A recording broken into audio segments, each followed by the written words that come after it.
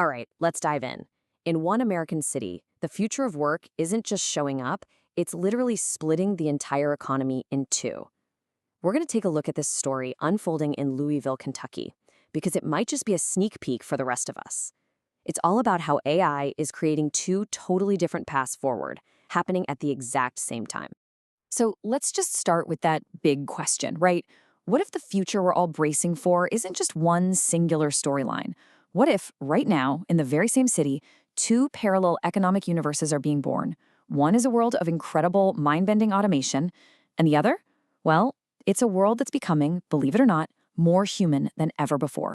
And yeah, that city is Louisville, Kentucky. There's a new report out from Tran University, a local school that's been watching this whole thing unfold, and they're saying Louisville is the perfect example of this economic split. They call it a bifurcation, which is just a fancy way of saying it's breaking in two. On one side, you have these corporate giants building a future with, frankly, fewer people. And on the other, a completely different economy is absolutely booming, one that AI just can't seem to get its hands on. Okay, so let's tackle that first story, the rise of what's being called the lights-out economy. The name is pretty cool. It comes from factories that can run with the lights literally turned off because there are no humans inside. But here's the kicker. This isn't just about factories anymore, not even close. In Louisville, this lights-out idea is jumping into corporate offices, fast food counters, and even our highways. And who's pushing this change? Well, it's some of the biggest names in town. You've got Humana, the healthcare giant, automating all of its administrative work. You've got Yum Brands, that's the parent company of Taco Bell and KFC, putting AI right in the drive-thru. And of course, you can't talk about automation without mentioning the logistics world, led by giants like UPS, who are paving the way for self-driving trucks. Let's look at Humana for a second. This shift isn't just some abstract concept.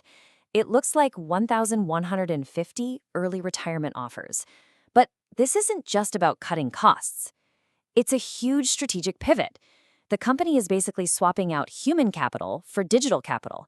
Instead of people processing claims, they've got AI systems that can do the work way faster and a whole lot more efficiently. And get this isn't some secret backroom plan. These companies are saying it right out loud.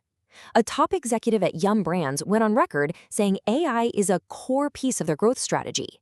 They're using voice AI to take your Taco Bell order and even computer vision to watch over the kitchens. It's all about improving what they call unit economics. This transformation is even being written directly into law. This timeline for Kentucky's House Bill 7 basically lays out the whole roadmap for driverless trucks. Yeah, there's a 2-year transition where you need a human safety driver. But look at that final step. After August 2026, truck platooning gets the green light. That means a single human driver could lead a whole convoy of autonomous trucks, kind of like a train on the highway. This is going to fundamentally change the entire logistics industry. But hold on, that's only half of the story. Seriously, as this lights-out world gets faster and faster, a really powerful counter-trend is popping up.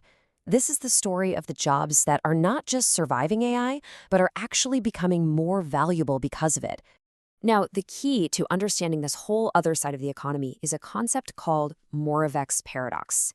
It's this fascinating, kind of mind-bending idea from robotics. Here's the gist. Computers find it super easy to do things that we humans find really hard, like complex math. But they find it almost impossible to do what a toddler finds easy, like picking up a toy or walking across a messy room. Let me break that down. AI is an absolute rock star at high-level reasoning, calculating insurance premiums or optimizing a global supply chain. But it is terrible at low-level sensory motor skills. We're talking about the kind of physical intelligence a plumber needs to navigate a tight crawl space or a hairstylist needs to give you a good haircut.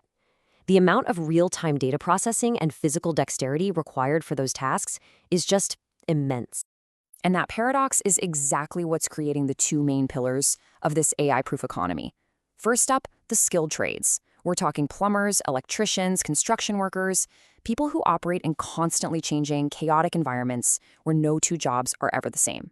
And second, the beauty and wellness industry. This one relies not just on skill, but on actual human touch and connection. And these so-called AI-proof jobs, they're not just safe. They are in desperately high demand. The U.S. is going to need nearly 500,000 new skilled trades workers next year alone. This massive labor shortage is driving wages way up and, you guessed it, making these careers more valuable than ever. So this begs the question, if you have an economy that's literally splitting in two, how in the world do you educate people for it? You can't just use the old model. This new reality demands a whole new kind of school, one that can prepare students for both sides of this new divide. And that university we mentioned before, Tran University in Louisville, is trying to answer that very question.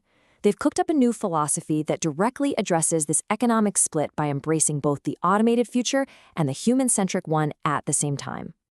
They call it the triadic learning architecture, which is a really smart three-part model. First, there's a college of AI that uses automation to make education itself more efficient.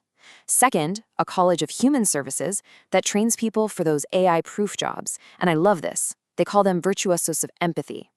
And third, a college of humanization that teaches people how to lead ethically in a world that's going to be dominated by algorithms. And this isn't just a theory on paper. At their Louisville Beauty Academy, this model is already having a huge impact. By simply opting out of the federal loan system and all the administrative costs that come with it, they can offer tuition at a fraction of the price of traditional schools. It's a faster, debt-free path straight into the heart of that AI-proof economy. So when you put this all together, what does it really mean? What's the big takeaway from Louisville's Tale of Two Futures? Well, it suggests there's a fundamental shift happening in what we value, both as an economy and, as a society. This matrix from the report just shows the two paths in stark contrast. At the top, you've got the sectors with high automation risk, where the human jobs of the future will be all about managing the AI. But down at the bottom, in sectors like skilled trades and beauty, the risk is low to zero. And why is that?